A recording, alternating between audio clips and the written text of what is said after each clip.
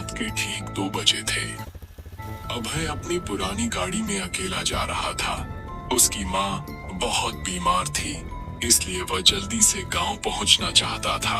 अभय main road को छोड़कर वह एक पुराने कच्चे रास्ते पर मुड़ गया। रास्ता सुनसान था।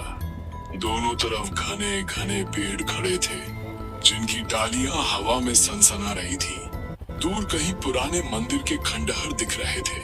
अचानक गाड़ी का इंजन खट खट खट करने लगा और एकदम से बंद हो गया। लाइटें भी बुझ गईं, बैटरी पूरी तरह खत्म। अभय गाड़ी से उतरा। चारों तरफ घना अंधेरा। हवा में एक ठंडी सिसकी गूंज रही थी, जैसे कोई रो रहा हो, लेकिन बहुत दूर से। अभय ने कांपती आवाज में पूछा, कौन है वहाँ? जवाब में सिर्फ एक हल्की हल्की हंसी आई। वो हंसी दिल के अंदर तक उतर गई। अभय के शरीर में ठंडक दौड़ गई। बारिश शुरू हो गई, तेज ठंडी बूंदें। अभय ने बैग उठाया और पैदल चलने लगा। पैरों तले कीचड़ चिपक रहा था। थोड़ी दूर चलते ही एक पुरानी टूटी फूटी हवेली दिखाई दी। हवेली की दीवारें काली पड़ चुकी थी। अंदर से हल्की हल्की लाल रोशनी झिलमिला रही थी, जैसे कोई मंद दिया जल रहा हो। अभय ने सोचा, थोड़ी देर रुक जाता हूँ। वह अंदर घुसा। जैसे ही वह अंदर पहुंचा, भारी दरवाजा जोर से धड़ाम से बंद हो गया। अभय चौंक गया। उसका दिल जोर जोर से धड़कने लगा। कोई है क्या? उसने डरते हुए आवाज लगाई। तभी एक बूढ़ी औरत की फीकी आवाज आई, बेटा अंदर आजा, बाहर बारिश में भीग मत, आजा। अभय ने देखा, बूढ़ी कुर्सी पर बैठी थी। चेहरा झुर्रियों से भरा, आंखें पूरी सफेद, जैसे कोई पुतली ना हो। होंठों पर एक अजीब मुस्कान थी। मैं यहाँ अकेली हूँ। तू कहाँ जा रहा है बेटा? अभय ने अपनी बात बताई। बूढ़ी ने धीरे से कहा, आज रात यहीं ठहर जा, सुबह तक सब ठीक हो जाएगा। अभय ने हाँ कर दी। बूढ़ी ने उसे ऊपर वाला कमरा दिखाया। कमरे में पुरानी तस्वीरें लगी थी। हर तस्वीर में लोगों के चेहरे पर भयानक डर था। एक तस्वीर में एक जवान लड़का था, बिल्कुल अभय जैसा। उसी के कपड़े, उसी की आंखें। अभय की रूह कांप गई। रात के 3 बजे अभय की आंख नहीं लग रही थी। कमरे में एक अजीब सी सड़ांध आ रही थी। वह पानी पीने उठा।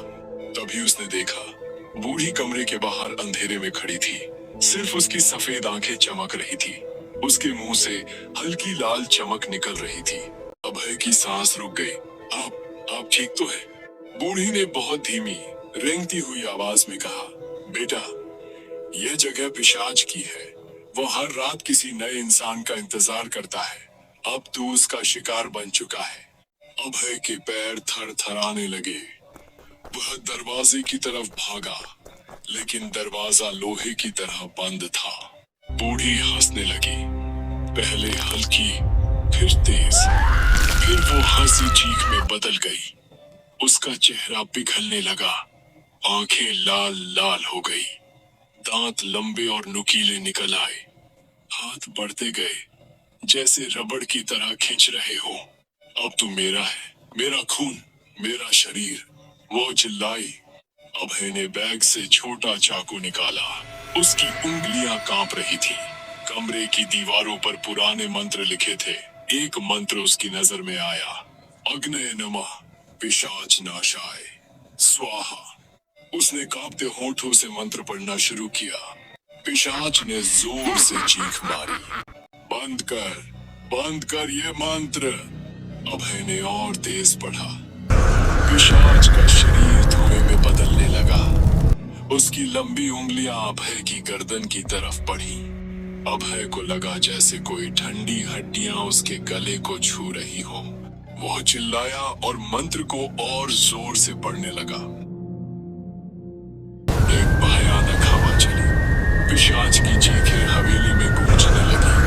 आखिर में उसका पूरा शरीर आग की लपटों में जल उठा और राख हो गया। सब शांत हो गया। दरवाजे खुद ब खुद खुल गए। सुबह की पहली किरण पड़ी। अभय बाहर निकला। उसकी गाड़ी फिर से चालू हो गई। उसने पीछे मुड़कर देखा। हवेली अब सिर्फ पुराना खंडहर थी, जैसे सैकड़ों साल से खड़ी हो। अभय ने गाड़ी स्टार्ट की और तेजी से गांव की तरफ भागा। उसने सोचा, कभी नहीं, कभी भी इस रास्ते से नहीं आऊंगा। लेकिन जब वह ड्राइविंग करते हुए आईने में देखता तो उसके पीछे सीट पर एक हल्की लाल चमक अब भी दिखाई देती थी, और वो चमक धीरे धीरे करीब आ रही थी।